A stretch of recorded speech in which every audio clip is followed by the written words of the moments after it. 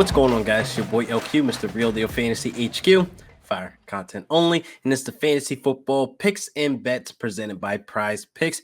Make sure you guys download the app, sign up today using promo code MMN. You guys be set up for success because they're matching up to $100. That's free money, man. You put in 50, you get 50. You put in 100, they're matching up to $100. Merry Christmas. Hopefully you guys had a great Christmas weekend. I know I did. I ate a lot, drank a lot, and got some good, cool things under the Christmas tree from Santa. So hopefully you guys did too. So we're going to be covering some prize picks for the Monday Night Football game. And then we got some DraftKings picks, a lineup that I think will be solid. Last week's lineup was this close, man, this close of hitting. But hey, you win some, you lose some. So let's get right into it. So let's jump right into those prize picks. Now, I want to make a note. You cannot make the same entry with the same player twice. So I want you guys to understand with COVID, there's not a lot of player props available for Monday night against Saints, against Dolphins. And I feel as though, with COVID just basically being unpredictable, taking out a lot of players, that's probably why there's not that many props. But we have a few that we could build off of. So just take what you feel is best. Just understand you can't put Alvin Kamara twice in your entry. So let's get right into it. Let's start off with Tua. Tua has 227 and a hook for the over-under. And for me personally, I'm going to take the under here based on Tua has been up and down for the last couple of weeks. He hasn't been consistent, and I feel as though, he has 11 points in fantasy, 21 points the next week. He has 230 yards this week, 197 the next week. So I'm just going to all around just hit the under here. I feel as though the Saints defense ain't nothing to play with. So moving on, let's move on to the next one. So I want you to understand, again, you can't use the same player twice in your entry, but we have Alvin Kamara for 57 and a hook on the ground. So understand that Alvin Kamara right now is the emergency quarterback, so I wouldn't be surprised if we see a ton of Wildcat. I do believe in Sean Payton and his coaching where he can get Ian Brooks, to be decent, but I definitely feel as though this is an Alvin Kamara night. This is a game to where he's going to be the focal point. He's going to be running the ball. But you got to understand, the Dolphins defense, they aren't nothing to be slept on either. I mean, both of these defenses are top 5 in fewest points per game allowed to running backs. But I feel as though Alvin Kamara is outside of that category because he's like an upper tier guy. He's one of those running backs that are going to be a freak athlete and just break everything, out of analytics and numbers that we have in the past. But I feel as though, with him being their emergency quarterback, if anything happens to Ian Brooks, it's clear as day that they already are going to have something creative for Alvin Kamara. So don't be surprised if you see Wildcat like 4 plays, 5 plays in a row, and the ball's moving downfield just to get, the Dolphins off their toes. But again, I like this prop for the 57 and the hook. I'm going to hit the over here for him to get those yards on the ground. Next, I want to get to receiving yards. Now, Mark Ingram has 8.5 receiving yards. I feel like it's hanging fruit, but I'm going to hit the over here, man. Again, you're going to have Alvin Kamara out there doing everything. He's going to need a breather. He's going to have to take a step back on the sideline and, be able to adjust to being the, basically the workhorse. Not saying that they don't have any pass catchers, because I definitely believe this will be a pass catcher focus, but I feel as though, they're going to have to lean on Alvin Kamara, being that he's absolutely the best player on the field. So I'm going to hit the over here for Mark Ingram. I think this is a smart play, but only 8.5 yards that he needs to get. That's literally probably 1 or 2 passes. Now he's able to get these, targets out of the backfield, when Alvin Kamara, they're able to coexist for him to at least have 2 to 3 targets. So I definitely see this happening to where he can get like 3 targets, 2 catches, and probably like, let's say 27 yards. So this 8.5, I feel as though this is a smart play with Alvin Kamara being the focus. Now, if you want to play Alvin Kamara's receiving yards as well, it's 22 and a hook.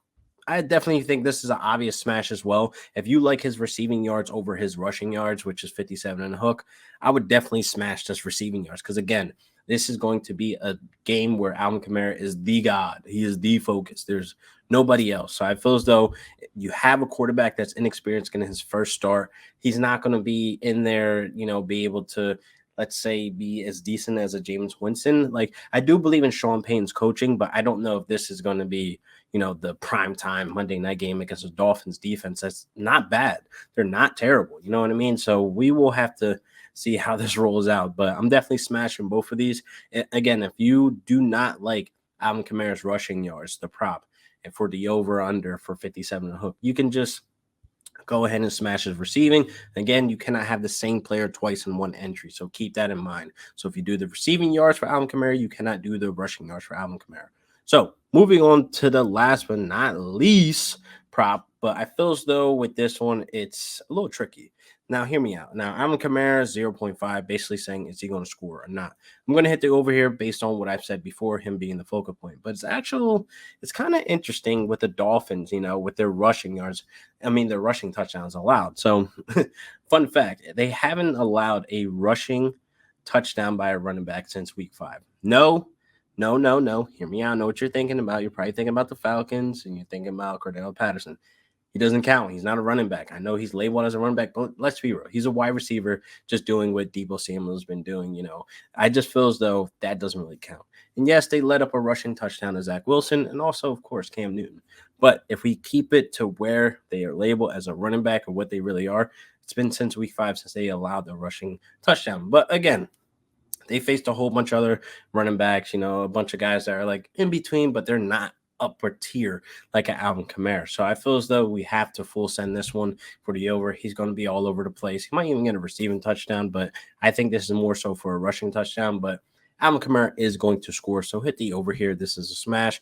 Again, if you do not like the other props, receiving or rushing, or you just like this touchdown over under, you cannot use the same player twice in the same entry. And like I said, the time recording, PrizePicks don't have everything populated to where they just don't know with COVID taking out players. So there's that. But I definitely like, the props so far, what I've said. I definitely like, the Mark Ingram 8.5. I definitely like the Alvin Kamara receiving yards to 22 in the hook. And I definitely like, Tua for the under. Again, the under 227.5, 227 yards in the hook. So that was the PrizePicks portion of it. Let's get into the DraftKings. Now, I got a lineup that I think is fire. I mean, it was kind of hard to tweak it because, again, you're dealing with two defenses that are top 5, two top 5 rushing defense that are allowing the fewest fantasy points per game, the running backs. So that is something to put out there. So this goes on to talk about Myles Gaskin or Duke Johnson. Yes, Duke Johnson, turned up, last week against the Jets. I mean, he was supposed to, right?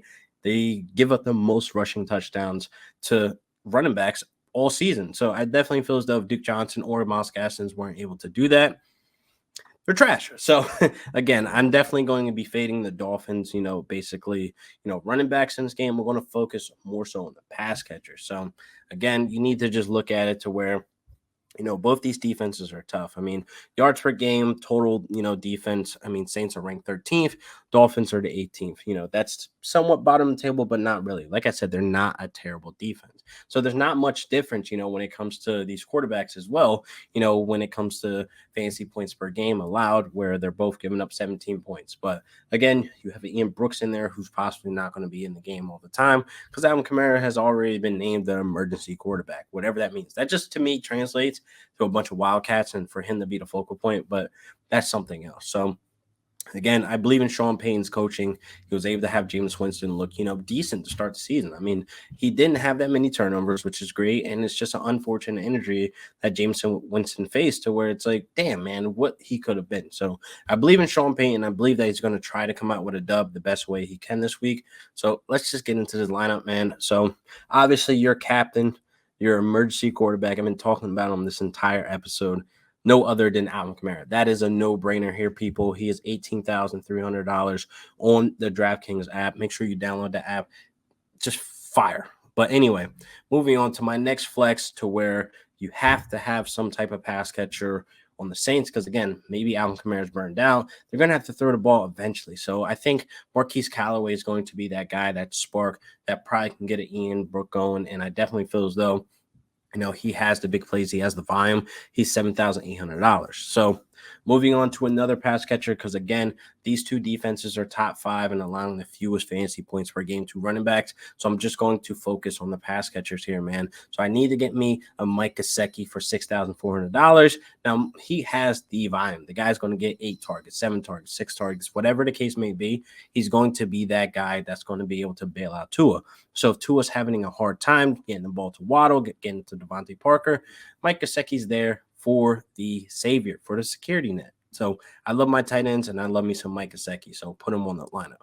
Next guy. Now, Waddle's a little expensive to fit into this lineup. So that's the difficult thing. If you guys are new to DraftKings, you have to fit them into a lineup based on the salary that you use. So Devontae Parker, I'm going to put him in instead of a Waddle, being that Devontae Parker low-key was having a great start to the season, and then injury happened, which, is very unfortunate for a guy like Devontae Parker. So $6,400, you got to throw him in the lineup. I got to have him on my team. And then Jason Sanders, the kicker for my last flex position, he's only $4,200. So I'm going to throw him in there just for the remaining couple dollars that I have left, because the lineup, man, literally, this was the toughest lineup to do. Because again, COVID is taking out everybody. And wanted, to get an Adam Troutman, or I wanted to, get guys that, that are questionable right now, like a Harris, or maybe, I can get like a little Humphrey Jr. or whatever. But nah, man, this lineup was very tough to, put into motion. But I definitely feel as though this is like a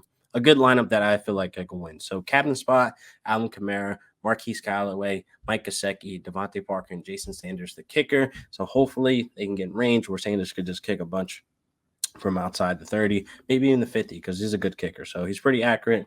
But that was this episode.